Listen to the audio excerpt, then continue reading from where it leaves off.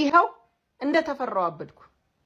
በዘንዶ የሚሄድ ቄስ፣ በአንበሳ የሚጓዝ መምህር፣ በነብር የሚጠበቅ የሰው ፍጡር ቤት ይወስዳሉ። እነማ እነሱ።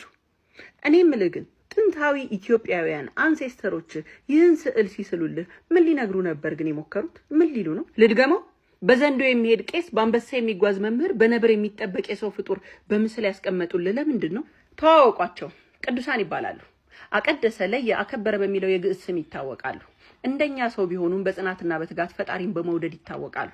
የብርሃን ምስክሮች፣ ክፋትን በደግነት ድል ያደረጉ አርአያዎች፣ ሕያው መጽሐፍት እንላቸዋለን። ይህንን ምስል አንድ ትውልድ አልፈ ሌላኛው ቢተካ ደግሞ ሲስለው ታገኘዋለህ። ለምን? እነሱስ እሺ ታሪክና ተጋድሎ አላቸው።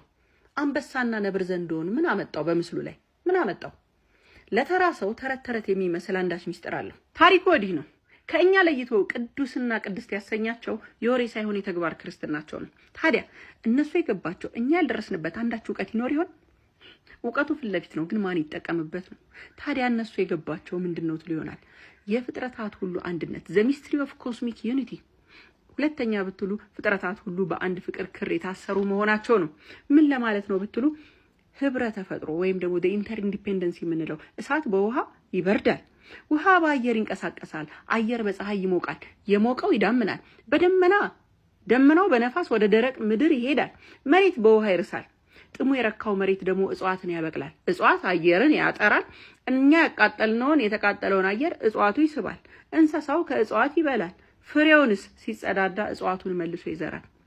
ራሷ ተረት ተረት በሆነች ዓለም እየኖረን በዘፈቀደ ሳይሆን በአንድ የፍቅር ክር የታሰርን አንዱ ፍጥረት ለሌላው በረከት እንደሆነ ነበረ ፈጣሪ በስራው ሊነግረን የሞከረው። ይህንን ነው እነሱ ቀድመው የተረዱት። እንቀጥል። የጸሎት ኃይልና የቃል ኪዳን ሚስጥር የገባቸው፣ ጸሎት ከፈጣሪ ጋር መነጋገር ብቻ ሳይሆን ተፈጥሮን የመለወጥ ኃይል እንዳለው ያመኑ፣ አምነውም ተፈጣሪን እስከ መማለድ የደረሱ፣ ህዝቤን ማረልኝ እስከ ማለት እስከ መሟገት የደረሱ፣ ብሎም ደግሞ ዓለመ ንዑስ ወይም ደግሞ ትንሿ ዓለም ማለት ነው የሰው ልጅ ብለው ያመኑ፣ ማይክሮኮዝም ነው ብለው ያሉ፣ ሚስጥሩ ደግሞ ፈጣሪ ሰውን ሲፈጥር በዓለም ላይ ካሉ ፍጥረታት ከመላእክት፣ ከአራዊት፣ ከእጽዋትና ከግዑዛን ባህሪያት እንደተሰራ ያመኑ የተቀበሉ፣ ከግዑዝ ነገር በአካሉ፣ ከእጽዋት ጋር በደሙ፣ ከአራዊት ጋር በስሜቱ፣ ከመላእክት ጋር በነፍሱ በእውቀቱ እንደሚገናኝ አምነው ሰው በውስጡ ፍጥረቱ ሁሉ ስላለ እሱ ሲቀደስ ፍጥረት ሁሉ አብሮ ይቀደሳል ብለው ያመኑ የተቀበሉ የተጠመቁ ናቸው። ይህን ማመን ታዲያ ቀላል ይመስላል።